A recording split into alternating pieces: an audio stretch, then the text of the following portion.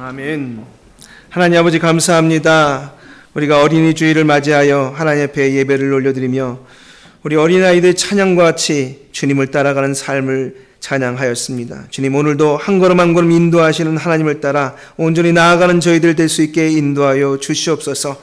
하나님 보시기에 늘 부족하고 연약한 저희들이 오니 주님께서 우리의 손을 붙들어 주셔서 하나님의 은혜 가운데 이끌어 가시는 삶을 늘 경험하는 저희들 되게 하옵소서. 하나님, 오늘도 주의 말씀을 듣는 자리에 섭니다. 주님께서 우리의 귀를 열게 하시고 우리의 눈을 열게 하시고 우리의 마음을 열게 허락하여 주셔서 주의 말씀이 우리 가슴에 좌정하는 시간 되게 하옵소서. 성령께서 역사하여 주시옵소서. 예수 그리스도의 이름으로 기도드리옵나이다. 아멘. 오늘은 사무엘하 14장 28절에서 33절의 말씀을 가지고 다윗의 눈물이라고 하는 제목으로 은혜를 나누기 원합니다. 여러분, 여러분에게 우리 퀴즈를 하나 낼 테니까 한번 알아맞혀 보시기 바랍니다. 사사시대와 왕정시대 초기를 잇는 대표적인 4명의 사람이 있습니다. 그 첫 번째 사람이 엘리 제사장이고 그 다음을 이은 제사장이 사무엘입니다. 이 사무엘을 끝으로 왕이 시작됐는데, 왕정이 시작됐는데 이 왕이 사울왕이었고 그리고 그 다음 왕이 다윗 왕이었습니다. 이 4명은 이 사사시대와 그리고 왕정시대의 아주 중요한 인물들이었습니다. 그 중에 이 엘리 제사장과 사무엘과 그리고 사울왕은 빼고 다윗, 이 세 사람이 공통점이 있습니다. 아주 큰 공통점이 있는데 이게 뭘까요, 여러분? 이들은 어쨌든 하나님을 잘 섬기기 위해서 애쓴 사람들임이 틀림이 없습니다. 그리고 이들에겐 자녀가 있었습니다. 그런데 안타깝게도 이 자녀들을 교육하는 일에 있어서는 소위 자식 농사는 실패한 분들입니다. 엘리 제사장도 사무엘도 그리고 다윗 왕도 말이죠.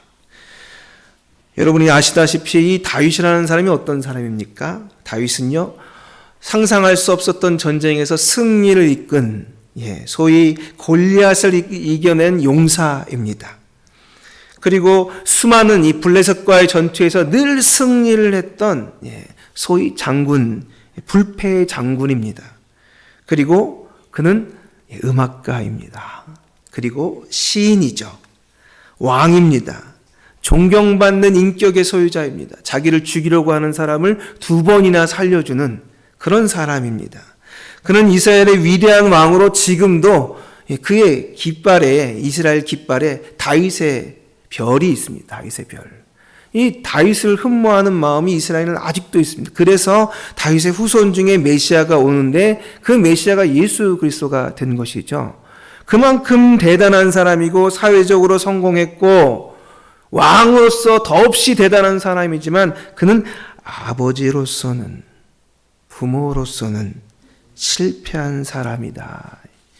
저희가 읽었던 본문에 그 실패의 이야기들이 등장합니다. 도대체 어디서 잘못됐을까요? 뭐가 잘못이었을까요? 여러분, 우리 32절을 한번 말씀 읽어보겠습니다. 32절입니다. 시작. 압살롬이 요압에게 대답하되 내가 일찍이 사람을 내게 보내 너를 이리로 오라고 청한 것은 내가 너를 왕께 보내 아뢰게 하기를 어찌하여 내가 그 술에서 돌아오게 되었나이까?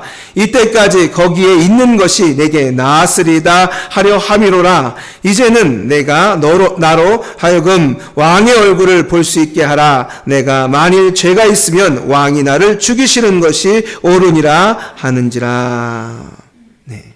지금 이렇게 막 요압에게 달려들듯이 이야기하는 사람이 누구냐? 바로 압살롬입니다. 이 압살롬이라고 하는 이 아들은 세 번째 아들입니다. 세 번째 아들. 첫 번째 아들이 아히노암의 아들 암논이라고 하는 아들이 있습니다. 두 번째 아들이 아비가일의 아들 길르압 또는 다니엘이라고 부르는 아들이 하나 있습니다. 또 하나의 아들이 압살롬이고 그리고 그 네 번째 아들이 아도니아고 그리고 맨 마지막에 10번째 아들이 누굴까요? 예, 솔로몬입니다. 네, 우리 장모님 잘 아시네. 솔로몬이 10번째 아들인데 이 10번째 아들이 누가 됐어요? 다음 대를 잇는 왕이 되었습니다. 여러분, 이렇게 이 암논, 그 다음에 길르압, 압살론 세 번째 아들 되는 이 세 번째 아들이 나중에 어떻게 하는 겁니까? 네, 아버지의 왕권을 찬탈하겠다고 아버지를 예루살렘에서 내쫓고 그 왕궁을 차지했습니다. 뿐만 아니라 아버지와 완전한 인연을 끊었음을 보여주기 위해서 아버지의 여인들을 다 취했습니다. 그리고는 아버지를 죽이려고 전쟁에 참여하죠. 이 일까지 오기까지 도대체 그때에도 다윗은 제발 부탁이지만 우리 아들 압살롬만 살려다오. 부탁한다. 전쟁에 나가는 군인들에게, 병사들에게 요청합니다. 아들 너그럽게 봐달라고 부탁합니다. 그때는요, 왕이 아닙니다. 아버지입니다. 마음속에 내가 잘못했다는 후회가 가득한 상황이었습니다. 내가 뭔가를 잘못했기에 내 아들이 저렇게 되었지라고 하는 생각 말입니다. 여러분, 사실 우리 부모님들은 우리 아이가 약해도 내 잘못이고, 못나도 내 잘못이고, 사업이 잘 안 돼도 내 잘못이고, 다 그런 것 아니겠습니까? 그런 것처럼 말이죠. 유달리 더 다윗은 더 가슴이 아팠습니다. 그에게는 모두 한 19명 정도, 19명이 넘는 아들들이 있었습니다. 처음에 그에게 있어서 이 19명이 넘는 아들 중에 세 번째 아들이었던 이 압살롬은 그수랑 달메라고 하는 왕이 있는데 그수랑 달메의 딸 마아가에게서 낳은 아들이었습니다. 그에게 압살롬의 사건에 지금 이 요압을 불러가지고 아버지를 보이게 해달라고 항변하는 이유가 있습니다. 다름이 아니라 그는 5년 전에 사건을 하나 일으킵니다. 3년 전에 사건을 하나 일으킵니다. 3년 전에 사건을 일으킨 게 뭐냐? 다름이 아니라 자기의 여동생 다말을 첫째 형이었던 암논이라고 하는 다른 어머니에게서 난 첫째 아들이 범하는 일이 생깁니다. 그리고 또 그것도 거기에서 멈추지 않고 이 동생에게 수치를 돌린 사건이 있었습니다. 그런데 그때 이 압살롬, 오빠 압살롬은 가만히 있었습니다. 무려 2년 동안 기다렸습니다. 그래도 우리 아버지가 여호와 하나님을 섬기는 분이기 때문에 분명히 형 암논이 잘못한 것에 대하여 율법적으로 처벌을 줄 것이다. 2년을 기다렸습니다. 2년 동안. 벌을 줄 것이다. 아니야. 우리 아버지가 반드시 벌을 줄 거야. 아니야. 내 동생을 그렇게 놔둘 리가 없어. 아니야. 2년 동안 기다렸는데 아버지 다윗은 그 사건을 들었던 초기에 대노해서 심히 노하였더라. 엄청나게 화를 내면서 막 그냥 죽일 놈 못 놈 했겠죠. 그랬지만 그걸로 끝나버렸어요. 율법적으로도 레위기 27장 17절에 그런 일이 생기면 내 아버지의 딸이나 내 어머니의 딸을 건드리면 말이죠. 끊어지리라. 이런 이 아주 엄한 규칙이 율법에 있음에도 불구하고 더 이상 아무것도 안 했다. 다른 책에는 말이죠. 이 성경 외의 다른 책에서는 장자기 때문에 아껴가지고 함부로 대하지 못했다는 말까지 있을 정도였습니다. 그걸 2년을 기다리던 압살롬은 안 되겠다 생각한 겁니다. 그리고는 조금씩 모의를 계산했습니다. 그리고는 모략을 꾸몄습니다. 그리고는 형제들을 다 불러들인 자리에서 그 자리에서 자기의 부하들을 시켜가지고 형 암논을 죽여버렸습니다. 그리고는 도망을 간 거예요. 이 아버지가 해야 될 말을 하지 않았더니 집안에 피반임이 분 겁니다. 그리고는 이 외할아버지 그술에게 가가지고 3년을 지냈습니다.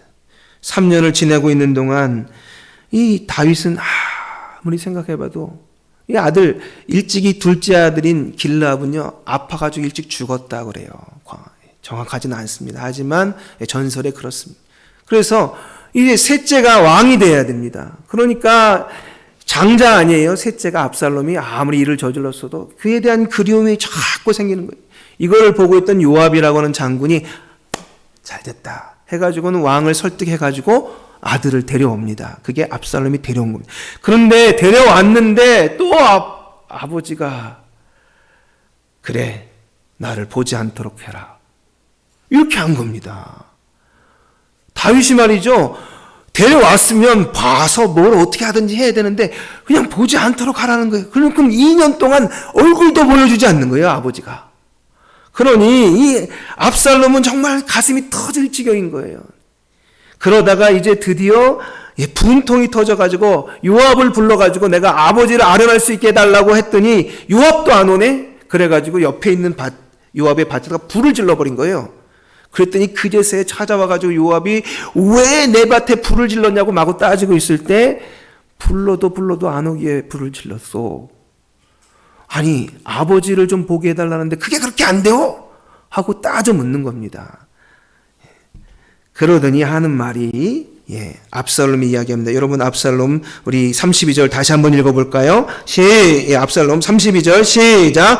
압살롬이 요압에게 대답하되 내가 일찍이 사람을 내게 보내 너를 이리로 오라고 청한 것은 내가 너를 왕께 보내 아뢰게 하기를 어찌하여 내가 그 술에서 돌아오게 되었나이까. 이때까지 거기에 있는 것이 내게 나으리다 하려 함이로라. 이제는 내가 나로 하여금 왕의 얼굴을 볼 수 있게 하라. 내가 만일 죄가 있으면 왕이 나를 죽이시는 것이 옳으니라 하는지라.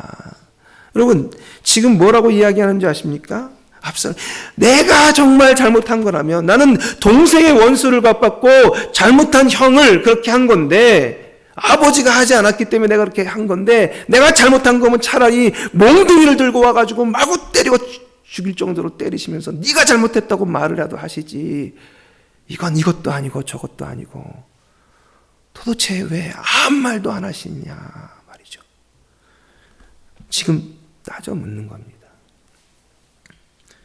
여러분 이 다윗은요 전쟁에선 그러지 않았는데 나라를 다스린 데는 그러지 않았는데 유독이 자녀를 다스린 데는 아주 우유부단했습니다. 상처를 입을까 봐요? 아니면 율법을 몰라서요? 그런지 아닌지 이 두 가지가 섞여서 어떻게 해야 되는지 하나님의 공의와 또 하나님의 사랑이 두 가지에서 어쩔 줄 몰라서 왔다 갔다 했는지 모르지만 이 태도가 늘 그랬어요. 여러분 넷째 아들 아도니아가 있습니다. 이 넷째 아들에 대한 설명이 나중에 주어집니다. 그런데 그 아도니아가 말이죠. 이제 압살롬이 죽은 다음에 압살롬과 전쟁을 치러서 압살롬이 죽은 다음에 자기가 이제 왕이 되니까 말이죠. 자기 주변에 호위병을 두고 기병을 두고 병거를 두고 이렇게 왕인 척하고 행동을 하고 다녔다는 겁니다. 그때에 대하여 이렇게 성경은 평가합니다. 그는 압살롬 다음에 태어난 자요 용모가 심히 준수한지라. 그의 아버지가 내가 어찌하여 그리하였느냐 하는 말로 한 번도 그를 섭섭하게 한 일이 없었더라. 저는 이 아들을 한 번도 섭섭하게 한 일이 없다 그래가지고 정말 아버지가 이 아도니아를 잘 대했는 줄 알았어요, 다윗이. 근데 다른 번역에는 이게 굉장히 다윗을 위한 번역이고요. 다른 번역에는 다릅니다. 뭐라고 되어 있느냐? 그의 아버지는 한 번도 아들에게 내가 어찌하여 그런 일을 하였느냐 하고 참견하지 않았다. 표준 새벽에는 좀 더 구체적입니다. 그렇게 하는데도 그의 아버지 다윗은 아도니아를 꾸짖지도 않고 어찌하여 그런 일을 하였느냐고 한 번도 묻지 않았다. 여러분 이거는요 어떻게 해야 되는지 모르는 걸 떠나서 무관심할 정도로 자식들에 대해서 아버지가 아무 행동을 안 한 겁니다. 뭐가 옳은지에 대해서 얘기해야 되고 신앙적으로 뭐가 바른지에 대해서 얘기해야 되고 말이죠. 율법이 이것이니까 너희가 이것을 범했다 말이죠. 혼내야 되고 가르쳐야 되고 너가 어찌하여 너의 동생 되는 이복 여동생을 그렇게 행동하였느냐 하고 암론을 혼내야 되는데 하지 않은 겁니다.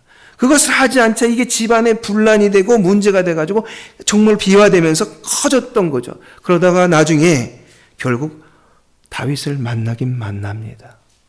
만났지만 이미 그 사이에 압살롬의 마음은 아버지 다윗을 떠났습니다. 아버지는 나를 싫어하는구나. 아, 그래. 나는 이방인이니까 아버지가 저렇게 나를 대하는구나. 내 동생이 이런 일을 당하든지 말든지 상관이 없구나. 그래? 그럼 뭐 하는 수 없지 뭐. 이렇게 각오를 한 겁니다. 그리고 몇 년간 일을 꾸며가지고 아버지에게 반란을 일으키는 일을 행하게 된 것이죠. 여러분, 이 반란을 일으키는 이 사건은 사실은 작은 문제에서 시작됐습니다. 옳고 그른 것에 대해서 말해주느냐 말해주지 않느냐. 결국 그 아버지가 해야 될 행동을 동생이 하고 나니까 온 집안이 그냥 난리가 나기 시작한 거죠. 여러분, 그렇게 다윗은 내 아들 압살롬아, 내 아들 압살롬아, 차라리 내가 죽었더라면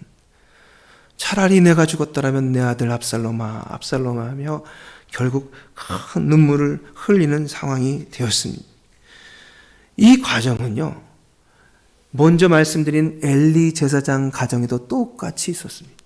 엘리 제사장 가정에 두 아들 홈리와 비느하스가 있었습니다. 이 홈리와 비느하스는 하나님께 드려야 될 제물을 먼저 자신들이 취하는 행동을 너무 쑥스럼 없이 행하기 때문에 하나님께서 경고를 하십니다. 엘리에게. 그랬더니 엘리가 이 두 아들을 붙들고 사람들이 등을 돌리면 그래도 어떻게 해보겠지만 하나님이 우리에게 등을 돌리시면 어떻게 하려고 하느냐 하면서 그러지 마라 라고 이야기하지만 사실은 엄하게 꾸짖었어야 되고 바로잡았어야 될 일들을 하나님보다 자식들을 더 귀하게 여겼다라는 식으로 성경이 표현되어 있습니다. 아니나 다를까 홈리와 비느하스는 나중에 법궤를 들고 전쟁에 나갔다가 비참하게 죽습니다. 뿐만이 아닙니다. 사무엘에게 있어서 두 아들이 있었습니다. 요엘과 아비야였습니다. 이 요엘과 아비야를 자신을 대신해서 사사로 세우려고 했더니 백성들이 말립니다. 아닙니다. 당신은 옳게 살았지만 자식들은 그렇지 않습니다. 그들은 우리의 선지자가 될 수 없고 우리의 사사가 될 수 없습니다. 하고 말립니다. 여러분, 그렇게 이 부모님 되는 일은 진짜 제일 어려운 것 같아요. 세상에서 좋은 부모님 된다는 게 얼마나 어려운 일인지 모르겠습니다. 하지만 여기에서 볼 수 있듯이 해야 될 말, 가르쳐야 될 신앙을 가르치지 않았을 때 사람 죽이는 일을 두려워하지 않는 그 아들, 아버지를 배반하는 일을 두려워하지 않는 그 아들이 되어 있는 것을 봅니다. 그는 생각하기를 아버지만 무찌르면 만사 해결될 것이라고 생각했지만 사실은 다윗 왕 위에 누가 있는 겁니까? 진짜 왕이 되시는 하나님이 있다는 사실은 모르고 있었던 것 같습니다. 결국 그가 배우지 못했던 그리고 가르쳐 배워야 했던 것을 배우지 못한 그 결과를 그 자식이 담당하게 됩니다. 여러분, 다윗의 잘못은 정당하게 징계해야 될 때, 올바로 가르쳐야 될 때, 아니라는 것은 아니라고 말해야 될 때 말하지 않았던 그것이 암논의 부정행위로 그리고 압살롬의 패륜으로 나타났습니다. 그래도 하나님은 다윗을 향해서 말합니다. 내 마음에 합한 자라 이렇게 말씀하십니다. 우리의 부족함과 연약함에도 불구하고 다윗의 부족함과 연약함에도 불구하고 하나님은 그를 하나님 앞에 살아가려고 했었던 그를 마음에 합하다 말씀하셨습니다. 우리가 완벽하진 못해도 하나님의 말씀에 대하여 아닌 것은 아니다, 맞는 것은 맞다 말할 수 있어야 됩니다. 잠언서에 초다를 참아 못하는 자는 그 자식을 미워함이라, 자식을 사랑하는 자는 근실히 징계하느니라. 옳은 것을 옳다 이야기해주고 바른 것을 바르다 이야기해 주어야 자식들이 문제 앞에 잘 선다는 것입니다. 여러분, 대학 잘 나오고 직장 취직 잘하면 끝난 것입니까? 인생이 끝난 것입니까? 여러분, 이제 시작입니다. 더욱더 요즘엔 사는 수명이 늘어가지고요, 여러분. 그 다음에 어떻게 가족의 관계를 해가야 되는지, 그 다음에 사람들과의 관계를 어떻게 해가야 되는지 또 문제를 얻게 됩니다. 그때마다 늘 부족함에도 불구하고 그를 하나님의 마음에 합한 사람으로 함께 하셨던 하나님을 자식들에게 온전하게 가르쳐 놓는 일, 하나님이 싫어하는 것과 좋아하는 것이 무엇인지를 가르쳐 놓는 일이 얼마나 더없이 중요한지 모릅니다. 여러분들은 정말 그렇게 하나님 앞에서 옳은 것을 옳게, 바른 것을 바르게 가르침으로 말미암아 정말로 행복한 길로 자녀들을 인도하시는 우리 조양교회 성도님들이 다 되기를 예수님으로 축복합니다. 예, 마지막으로 우리 33절 한번 읽어보겠습니다. 33절입니다. 시작. 요압이 왕께 나아가 그에게 아뢰매 왕이 압살롬을 부르니 그가 왕께 나아가 그 앞에서 얼굴을 땅에 대어 그에게 절하매 왕이 압살롬과 입을 맞추니라. 여러분, 이제 그렇게 해서 2년 만에 드디어 아버지 얼굴을 뵙게 되었습니다. 우리가 읽었던 본문 28절만 해도 압살롬이 이태 동안 예루살렘에 있으되 지척에 있었습니다. 그랬음에도 불구하고 아버지 왕 다윗의 얼굴을 보지 못하였으므로 이렇게 이야기합니다. 여러분, 그 아버지의 얼굴을 보지 못했다. 이것은 사랑받지 못했다라고 뜻하시면 맞다고 보시면 됩니다. 왜 그랬을까요? 예. 사실 다윗에게는요, 여러 아내가 있었습니다. 이건 이 중동의 특징이기도 한데요. 그가 40년간 왕이 되어서 있는 동안 7년간 헤브론에 있었습니다. 그때만 해도 벌써 자기의 부인이 6명이고 아들이 6명이었습니다. 그리고 다시 예루살렘으로 옮겨가지고 거기서 전체 이스라엘의 왕이 되었을 때 다시 거기에서 또 아내들을 취합니다. 그 중에 대표적인 아내가 남편이 있는 아내 밧세바였습니다. 그 밧세바에게서 소생이 4명이 납니다. 그 막내가 솔로몬입니다. 그리고 나머지 또 소실이 있어서 거기에서 또 자녀들이 생겨서 전체 한 19명 이상이었을 것이다 라고 추정합니다. 여러분, 이 왕들은 한 아내를 사랑하기도 시간이 모자랍니다. 여러 아들이 있기 때문에 어쩌면 한 아들이 무슨 일을 당해도 별로 신경이 안 쓰였을까요? 그래서 사람 돌아오는 일에 이 아들들은 엄청 집중하고 있는 것이죠. 왜요? 아버지가 요즘에 누구랑 주로 대화를 많이 하시는데 나는 이러고 있는 게 당시의 상황입니다. 여러분, 그 아내들도 마찬가지죠. 근데 이 일은 말이죠.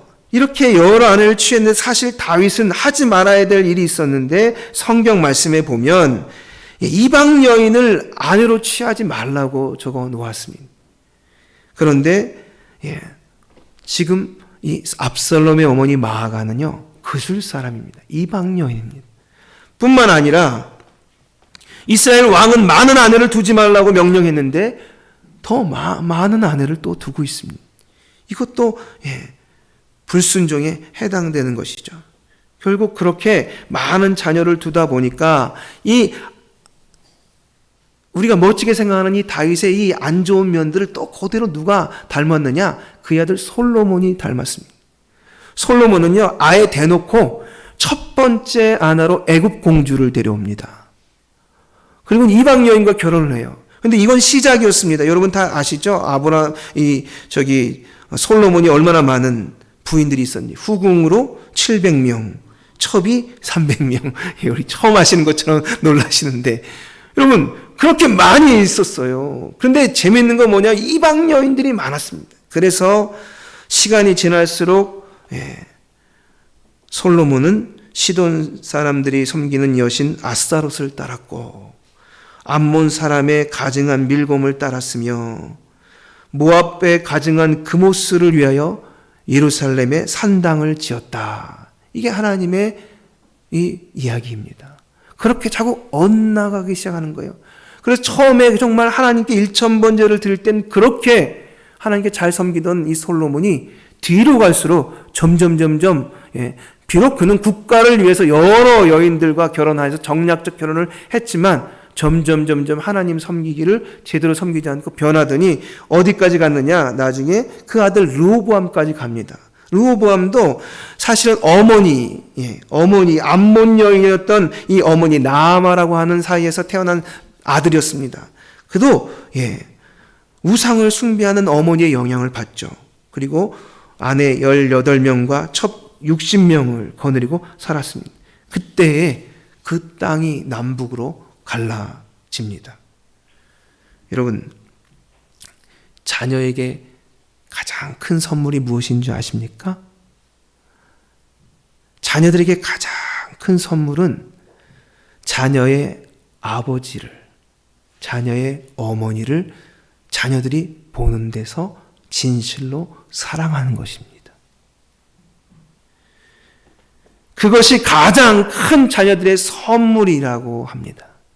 여러분, 이 선물이 아이들에게 주어질 때 아이들은요, 때때로 혼이 나도, 때때로 야단을 맞아도 별로 마음이 흔들리지 않는데요. 그런데 우리 어머니가, 나를 낳아주신 어머니가, 날 길러주신 아버지가 어머니에게 홀대를 당하고 아버지에게 홀대를 당할 때 많이 상처 입고 많이 힘들다는 것입니다. 에베소서 6장 4절에 아비들아 너희 자녀를 노엽게 하지 말고 오직 주의 교훈과 훈계로 양육하라 이렇게 되어 있는데 공동번역에 이렇게 되어 있습니다. 더 자세하게 어버이들은 자녀의 마음에 상처를 입히지 말고 주님의 정신으로 교육하고 훈계하여 잘 기르십시오. 성경의 말씀을 따라 성경의 생각대로 하나님께서 말씀하시는 대로 잘 기르라는 것입니다. 상처를 주지 말라는 것입니다. 성경의 말씀처럼 젊어서 취한 아내를 즐거워하는 거, 이게 바로 성경에서 말하는 바른 양육이라는, 그 양육을 따라 아이들을 가르치게 될 때 그 아이는 정말 하나님 안에서 건강한 아이가 되어 때때로 주의 말씀을 가지고 훈육하더라도 들을 줄 알고 더 잘 성장하게 된다는 것입니다. 압살롬은 그렇지 못했습니다.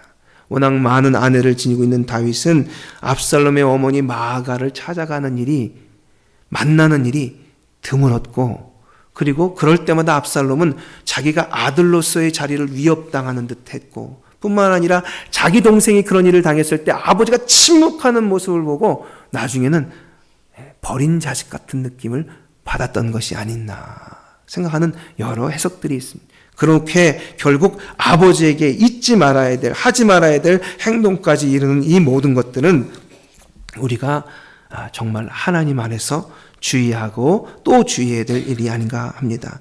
다윗은 후회하고 아파서 눈물을 흘립니다. 내 아들 압살롬아, 내 아들 압살롬아, 내가 차라리 죽었더라면, 내 아들 압살롬아, 압살롬아. 이 후회는 다윗의 노년에 마음 아픈 각인이 되어서 그의 가슴에 깊이 새겨집니다. 오늘도 자녀들을 대하시는 여러분, 또 자녀들을 대하고 계신 여러분들, 어린아이는 아니지만 정말 말해야 될 말들, 신앙적으로 올바로 짚고 가야 될 이야기들에 대해서 이야기할 줄 알고, 또 하나님께서 보내주신 내 아내와 남편을 사랑하는 일로 인하여 정말 하나님께서 허락하신 자녀들을 잘 양육하는 우리 조양교회 성도님들이 다 되기를 예수님으로 축복합니다. 기도하겠습니다.